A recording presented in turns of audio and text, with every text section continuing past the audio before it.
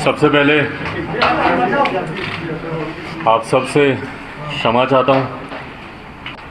मैं जानता हूँ कि आप लोग भी 2-3 दिन से बहुत ज़्यादा आप लोग परेशान चल रहे हैं और इस गर्मी में कई घंटों तक खड़े रहकर जानकारी सही प्राप्त कर देश की जनता को देने का आप लोग प्रयास कर रहे हैं। कुछ समय से मेरी खुद की तबीयत ठीक नहीं चल रही थी और उस बीच में जिस तरीके से ये पूरा घटना चक्र घटा, मेरे लिए भी शारीरिक तौर पर थोड़ा सा कठिन हो रहा था। हर समय हर परिस्थिति में को जानना, उसके ऊपर निर्णय लेना, उसको आप सबके सामने रखना। कई बार दवाई लेकर नहीं हिम्मत हो रही थी कि मैं खड़ा रह पाऊँ या ज़्यादा बातें कर पाऊँ। आज भी इसीलिए आप लोगों के सामने आया हूँ। आप लोगों के सवालों का जवाब भी दूंगा। जो भी प्रश्न आपके मन में होंगे वो ज़रूर आप लोगों के सामने रखूँगा। पर इतना मैं ज़रूर कहूँगा कि मुझे नहीं लगता कि एक प्रेस कॉन्फ्रेंस में सारी बातें क्लियर होंगी। लड़ाई लंबी है, कई बार हम लोग की ऐसी मुलाकातें होंगी और समय समय पर जो भी आपके क्वेश्चंस होंगे, जो भी आपके प्रश्न होंगे या जो भी अपनी तरफ से मुझे लोक जनशक्ति पार्टी के पक्ष में जिन बातों को रखने की ज़रूरत होगी, वो समय समय पर आप लोग के सामने आकर मैं उसको रखता रहूँगा। साथियों, आप सब ने देखा, मैं 5 मिनट में पहले अपनी बातों को रख लूँ, फिर आपके जो सवाल होंगे मैं उनको लेता रहूँगा। आप सब ने देखा 8 अक्टूबर को मेरे पिताजी का निधन हुआ। उसके बाद तुरंत चुनाव में उतरने की बात आई। मेरे लिए वो एक कठिन समय था, एक कठिन घड़ी थी।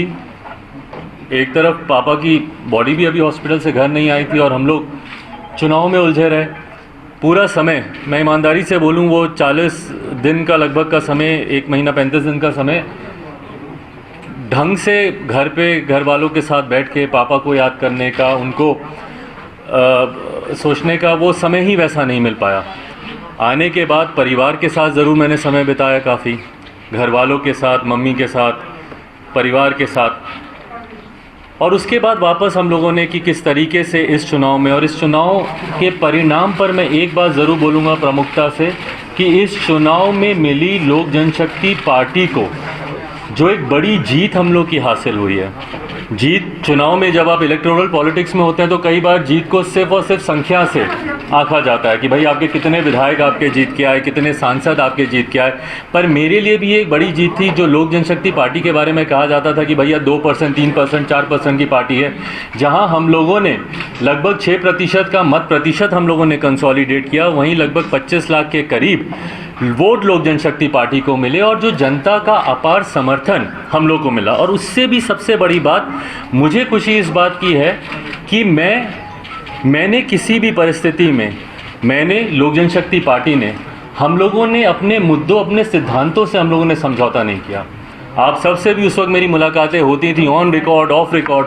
और मुझे याद है कि आप में से कई लोग ऐसे थे कि अरे छोड़िए, आप तो से बात कर रहे हैं, जब चुनाव आएगा तो देखिएगा आप लोग सीटों का समझौता कर लेंगे, आप सिर्फ प्रेशर पॉलिटिक्स कर रहे हैं, बाद में आप लोग साथ में जाएंगे, चुनाव लड़ेंगे। ये आप सबको भी कहीं ना कहीं इस बात का लगता था। मुझे खुशी इस बात की है कि पार्टी ने ये निर्णय लिया कि नहीं, हम कुछ मुद्दों को लेकर मौजूदा गठबंधन में जो जनता दल यूनाइटेड है उनके साथ हम लोग गठबंधन में आगे नहीं बढ़ सकते। और ये कारण था कि हम लोग गठबंधन से बिहार में अलग होने का पार्टी ने फैसला लिया और हम लोगों ने अलग होकर हम लोगों ने चुनाव लड़ा। मजबूती से हम लोगों ने अपनी बातों को रखा।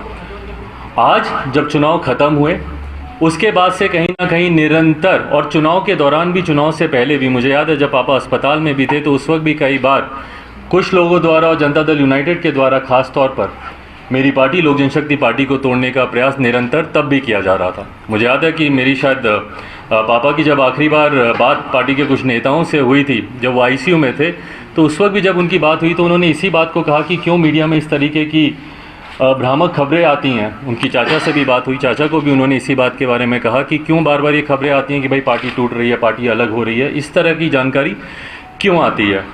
बट बहरहाल निरंतर एक लंबे समय से एक बात स्पष्ट थी कि पार्टी में कुछ लोग जो संघर्ष के रास्ते पर चलने के लिए तैयार नहीं थे, जो चाहते थे कि भैया हम लोग कंफर्टेबल पॉलिटिक्स में रहें, कि चलिए जो हो रहा है ठीक है, होता रहे, ऐसे ही गठबंधन है, ठीक गठबंधन है, लड़ेंगे जीतेंगे। और हकीकत है, मैं इस बात को मैं झुठला नहीं रहा हूँ कि अगर जनता दल यूनाइटेड, लोक जनशक्ति पार्टी, भारतीय जनता पार्टी, तीनों दल अगर साथ मिलकर बिहार में विधानसभा का चुनाव लड़ते तो हम लोग का एक तरफा, जिस तरीके से लोकसभा में हम लोग 40 में से 39 सीटें हम लोग जीते, विधानसभा में भी हम लोग का परिणाम उसी तरीके से आता। पर उसके लिए मुझे नतमस्तक होना पड़ता मौजूदा मुख्यमंत्री नीतीश कुमार जी के सामने, उसके लिए मुझे समझौता करना पड़ता अपनी नीतियों से। मैंने बिहारी फर्स्ट विजन डॉक्यूमेंट जो पूरे बिहार में हम लोगों ने घूमकर हर एक ज़िले, हर एक प्रखंड में जाकर वहाँ के लोगों से सुझाव लेकर जो हम लोगों ने तैयार किया था, उसको सम्मिलित करने से साफ इनकार कर दिया गया। किसी भी गठबंधन में एक नॉर्मल प्रैक्टिस रहा है कि आप कॉमन मिनिमम प्रोग्राम आप ड्राफ्ट करते हैं, साझा न्यूनतम कार्यक्रम के हिसाब से सरकार चलती है। और मेरा भरोसा नहीं था कि भैया आपका साथ निश्चय बिहार में विकास कर सकता है। और मुझे लगता है कि हर वो व्यक्ति जिसको बिहार से प्यार है, बिहारियों से प्यार है, बिहार के युवाओं से प्यार है, अपने समाज से प्यार है, हर वर्ग के समाज से प्यार है, जो व्यक्ति बिहार से प्यार करता हो वो शायद अपनी बातों को इतनी प्रमुखता से रखता है जितनी प्रमुखता से मैंने रखा। और उसके सामने ना मैं झुका, ना मैंने किसी तरीके का मैंने समझौता किया। और अपने विश्वास पर, मेरी पार्टी के पूरे समर्थन के साथ मैंने चुनाव लड़ा। बट हाँ, जैसा मैंने कहा कि कुछ लोग संघर्ष के रास्ते पर चलने के लिए तैयार नहीं थे। उन लोगों ने उस वक्त भी, उस चुनाव के दौरान भी, जिसमें मुझे दुख के साथ कहना पड़ता, बट मेरे चाचा खुद, उन्होंने चुनाव प्रचार में उस वक्त कोई भूमिका नहीं निभाई। मेरी पार्टी के कई और सांसद जो अपने व्यक्तिगत चुनाव में, वीना जी वैशाली, वो अपने सुपुत्री उनके चुनाव लड़ रही थी, वो उसमें व्यस्त थी। कैसर साहब का क्या ही कहना, उनके तो सुपुत्र खुद दूसरे गठबंधन से चुनाव लड़ रहे थे, वो उसमें व्यस्त थे। कई पार्टी के और नेता, मेरे छोटे भाई जब समस्तीपुर में मेरे दूसरे भाई चुनाव लड़ रहे थे, उनके चुनाव में व्यस्त थे। जिस तरीके से पूरे प्रदेश भर में कुछ लोगों की भूमिका होनी चाहिए थी, उस तरीके से उस वक्त भी देखने को नहीं मिली। और कहीं ना कहीं आभास कुछ लोगों को था कि आज नहीं तो कल पार्टी संभवतः इन सवालों को लेकर उनके सामने उनसे कार्रवाई कर सकती है, उनसे पूछताछ कर सकती है। बहरहाल जब चुनाव समाप्त हुए उसके बाद, जैसा मैंने कहा कि मुझे थोड़ा समय चाहिए था अपने परिवार के साथ रहने का, वो समय मिलने के बाद जब वापस हम लोग रणभूमि में उतरने की तैयारी कर रहे थे, कोरोना प्रोटोकॉल तब तक लागू हुए, इस महामारी से बचाव के लिए कई तरीके के नियम कायदे कानून बनाए गए। और उस वक्त हम लोगों ने पुनः कुछ समय के लिए अपनी तमाम राजनीतिक गतिविधियों पर हम लोगों ने रोक लगाई। और उसके फिर तुरंत बाद मुझे टाइफाइड हुआ और संजोग ऐसा कि इस बार हालत इतनी ज़्यादा ख़राब हुई कि लगभग 40 दिन से ज़्यादा का समय मुझे लगा अपने आप को बेहतर स्थिति में लाने के लिए। अभी भी रिकवरिंग में ही हूँ, पूरी तरीके से रिकवर नहीं हो पाया हूँ, पर वो समय ज़रूर लगा। और तब तक दुख मुझे इस बात का है कि जब मैं बीमार था, जब मैं बिस्तर पे था, उस वक्त मेरे पीठ पीछे जिस तरीके से ये पूरा षड्यंत्र रचा गया, इस बात का मुझे दुख है कि अगर किसी को भी कोई भी तकलीफ़ होती, और जबकि मैंने निरंतर प्रयास किया अपने चाचा से संपर्क साधने का, उनसे बात करने का, चुनाव के बाद से लगातार मैंने कोशिश की कि मैं उनसे बात करूं अगर किसी तरीके की कोई समस्या है या उनको अगर किसी तरीके की बातें मेरे सामने रखनी हो। और ये संपर्क नहीं होने के बाद, ये संवादहीनता आने के बाद, मैंने स्वतः अपनी तरफ से मैंने होली के दिन, क्योंकि वो दिन मेरे लिए एक कठिन दिन था, आप सब ने अनुभव किया कि जब पापा रहते थे तो किस तरीके से हम लोग घर पर होली मनाते थे। पर उस दिन ना सिर्फ पापा के नहीं रहने की वजह से ना सिर्फ होली फीकी थी, बल्कि उस दिन मेरे साथ परिवार के भी लोग नहीं थे, चाचा नहीं थे, कोई नहीं था। तो उस दिन मुझे वो अकेलेपन का एहसास हुआ। और उस दिन मैंने उनको पत्र लिखा, जो पत्र मैंने कल या परसों मैंने अपने ट्विटर हैंडल के माध्यम से आप सबके बीच साझा भी किया। और उस पत्र में भी अगर आप पढ़ेंगे तो अंत में मैंने यही लिखा कि कुछ भी है आप बात तो कीजिए, आके आप मुझे बुला लीजिए, जो भी आप अपनी बातों को रखिए। पिछले 2 दिन से जब ये घटना चक्र भी चल रहा था, मैं जानता हूँ कि आप सब भी काफ़ी जानना चाह रहे थे कि भाई मैं क्या कहना चाह रहा हूँ, मेरा क्या पक्ष है। बट मैंने अपनी तरफ से अंत तक मैंने प्रयास किया कि पार्टी और परिवार दोनों को एकजुट करके रख सकूं। लास्ट तक मैंने कोशिश की। आपने देखा कल परसों चाचा के मैं घर भी गया, वहाँ पर जाकर भी मैंने कोशिश की। कल भी मैंने अंत तक, दोपहर तक, मम्मी खुद व्यक्तिगत तौर पर वो भी प्रयास कर रही थी चाचा से संपर्क साधने का। 10-15 दिन से वो अलग अलग माध्यम से उन्होंने भी कोशिश की कि उनसे बात करें और परिवार की बात है। और मैंने एक बार पहले भी कहा था जब पारिवारिक एक और मसला आया था कि मैं बहुत ज़्यादा सहज महसूस नहीं करता हूँ परिवार की बातों को सार्वजनिक तौर पर करने के लिए। पर कल जब अंत में आते आते जब इस बात का एहसास हुआ कि शायद अब चीज़ें अब हाथ से निकल गई हैं और जो मेरी कोशिश परिवार और पार्टी को एकजुट रखने की थी, जब वो सफल नहीं हुई, तो उसके बाद हम लोगों ने कल पार्टी की राष्ट्रीय कार्यकारिणी की बैठक बुलाई वर्चुअल मीडियम से। और उसमें क्योंकि पार्टी में अनुशासन कायम रहे, ये जिम्मेदारी भी मेरी है। कॉन्ट्ररी टू द बिलीफ कि कुछ लोग जो इस बात का दावा करते हैं या इस बात को कहने की कोशिश कर रहे हैं कि अब चिराग पासवान लोक जनशक्ति पार्टी के राष्ट्रीय अध्यक्ष नहीं रहे, उन्हें हम लोगों ने राष्ट्रीय अध्यक्ष से हटा दिया। मैं आप सबके माध्यम से पार्टी के संविधान की जानकारी संक्षेप में आप लोग के समक्ष रखना चाहता हूं। मेरे साथ पार्टी के संविधान के निर्माताओं में से जो अहम भूमिका निभाने वाले पार्टी के हमारे सेक्रेटरी जनरल जनाब अब्दुल खालिक साहब मौजूद हैं, ए.के. वाजपेयी साहब मौजूद हैं, जिन्होंने लीगली इस संविधान को ड्राफ्ट करने में एक अहम भूमिका निभाई है। तो संविधान के अनुसार जो ये दावे किए जा रहे हैं, जिस तरीके से कहा जा रहा है कि नहीं उनको हमने राष्ट्रीय अध्यक्ष के पद से हम लोगों ने उनको हटा दिया, या फिर पार्लियामेंट में संसदीय दल का नेता बनना। भाई अगर आप मुझे कहते तो मैं खुशी खुशी में आपको बनाता संसदीय दल का नेता, मुझे कोई उसमें दिक्कत नहीं थी। मैं तो चाहता हूं कि भैया आप आएँ और पार्टी की भूमिका बढ़ चढ़ कर निभाएं। मैं चाहता हूं कि सदन में ज़्यादा से ज़्यादा हर एक विषय पर पापा ने जिस तरीके से विश्वास करके, जिस तरीके से संसदीय बोर्ड ने मुझ पर विश्वास रख के मुझे संसदीय दल का नेता बनाया था, मुझे खुशी है कि हर उस मुद्दे पर धारा 370 की बात हो, ट्रिपल तलाक की बात हो, जितने भी राम मंदिर की बात हो, जितने भी ऐसे मुद्दे हैं, निरंतर मजबूती से मैं सदन में अपनी बातों को मैं रखता रहा। मैं चाहूँगा कि भविष्य में भी ये रहे। बहरहाल, पर जिस तरीके से उनको चुना गया, ये प्रक्रिया संवैधानिक तरीके से, और संवैधानिक तरीके से मैं राष्ट्र के संविधान की नहीं, मैं पार्टी के, लोक जनशक्ति पार्टी के संविधान की मैं बात कर रहा हूँ। संवैधानिक तरीके से ये प्रक्रिया गलत है। पार्टी का leader of the house parliament में या विधानसभा में या विधान परिषद में कौन होगा, इस बात का निर्णय सिर्फ और सिर्फ पार्लियामेंट्री बोर्ड ले सकता है। And in absence of parliamentary board, ये पूरी की पूरी power resides in the hand of the national president. राष्ट्रीय अध्यक्ष के पास ये पूरी पावर है इस बात को चुनने की। कौन आपका leader of the house parliament में होगा, लोक जनशक्ति पार्टी का संविधान इस बात की इजाज़त सिर्फ राष्ट्रीय अध्यक्ष या संसदीय बोर्ड के पास है। वहाँ पर मौजूदा जो सिटिंग मेंबर ऑफ पार्लियामेंट्स हैं वो आपस में इस बात का निर्णय नहीं ले सकते, ये पार्टी का संविधान कहता है। बहरहाल, इसमें बहुत ज़्यादा डिटेल में नहीं जाते हुए, क्योंकि संभवतः आने वाले दिनों में शायद एक लंबी कानूनी लड़ाई भी हम लोग को लड़नी पड़े, वहाँ पर हम लोग इस बात को मजबूती से हम लोग रखेंगे।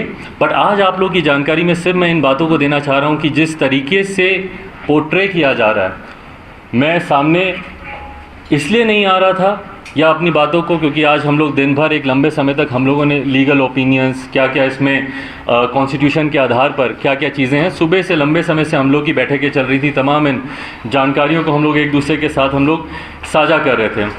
और ईमानदारी की बात है, मैं चाहता नहीं था कि ये मसला इस तरीके से बढ़े। जैसा मैंने कहा कि मेरा हमेशा प्रयास रहा कि अगर परिवार की बात है और पार्टी भी मेरा परिवार है, अगर इसको हम लोग कमरे में अगर आपस में बैठकर अगर हम लोग इसको सुलझा पाते, वो मेरा प्रयास ज़्यादा था। पर अब जब मेरे पास कोई और विकल्प बचा नहीं, तो इसीलिए आप सबके समक्ष आकर मुझे इन बातों को रखना मेरे लिए ज़रूरी था, क्योंकि बार बार मैं देख रहा था कुछ चैनल्स पे चल रहा था कि इनको राष्ट्रीय अध्यक्ष के पद से हटाया जा चुका है। लोक जनशक्ति पार्टी का संविधान कहता है कि राष्ट्रीय अध्यक्ष का पद सिर्फ दो परिस्थितियों में खाली हो सकता है, या तो राष्ट्रीय अध्यक्ष का निधन हो या स्वतः अपनी मर्जी से राष्ट्रीय अध्यक्ष किसी भी परिस्थिति में जब वो रिज़ाइन करते हैं तो उसकी जगह दूसरे अध्यक्ष की नियुक्ति की जा सकती है। बट ये तमाम बातें, जैसा मैंने कहा, लीगल मैटर्स हैं। यहाँ पे वाजपेयी साहब मौजूद हैं, विस्तार में अगर आप इनसे अगर कुछ आप जानना चाहें तो ये आपको और विस्तृत तरीके से आपको इन सब बातों की जानकारी देंगे।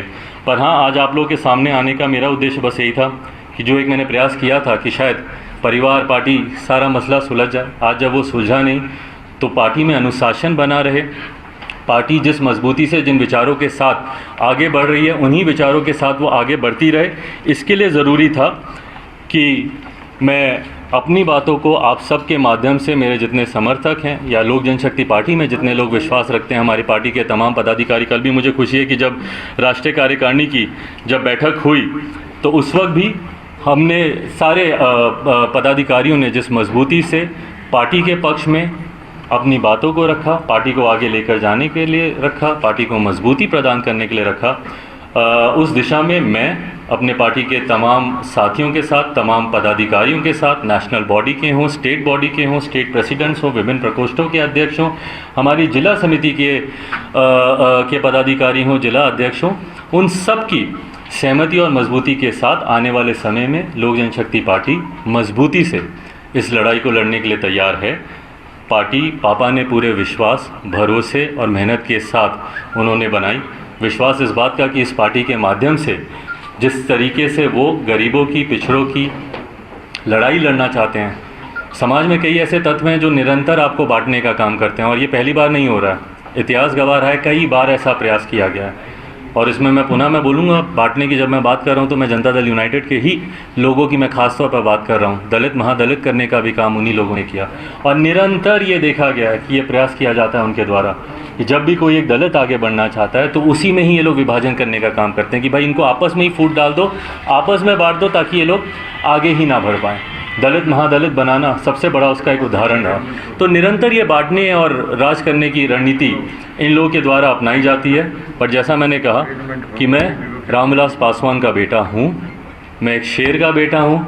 ना मैं उस वक्त अकेले चुनाव लड़ने से डरा जब मेरे पिता के निधन को कुछ समय नहीं बीता था। उस वक्त अगर मैं डंके की चोट पर अपने मुद्दों पर, अपने अधिकारों के लिए जाकर उस वक्त अगर मैं लड़ाई लड़ सकता हूं, तो आज की तारीख में तो मेरी पार्टी, मेरे साथियों का पूरा समर्थन मेरे साथ है, मेरी तमाम पदाधिकारियों का समर्थन मेरे साथ है। और सबसे बड़ी बात, बिहार की जनता जिस तरीके से सोशल मीडिया के माध्यम से हो या व्यक्तिगत संपर्क साधने के माध्यम से हो, जिस तरीके से उनका प्यार और उनका समर्थन मुझे मिल रहा है, ये विश्वास मुझे देता है कि जिस सोच के साथ पापा ने इस पार्टी को बनाया था, उसी सोच के साथ लोक जनशक्ति पार्टी आने वाले दिनों में मजबूती से आगे बढ़ेगी।